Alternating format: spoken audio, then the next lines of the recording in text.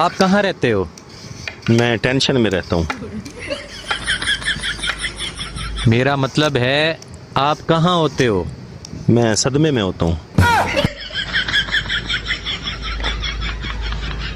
आप करते क्या हो? मैं लड़ाई करता हूँ।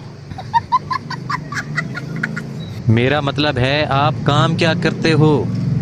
मैं बेड़े का काम करता हूँ। पेड़े का क्या करते हो आप? मैं बेड़ा गर्क करता हूँ।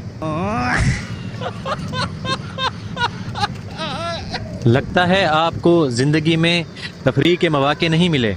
ऐसी बात नहीं है, मैं हर वक्त तफरी में रहता हूँ। अभी तो आप कह रहे थे कि आप टेंशन में रहते हो।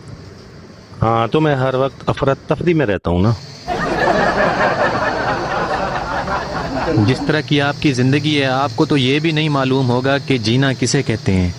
जीना मेरे पड़ोसी जुनेद को कहते हैं।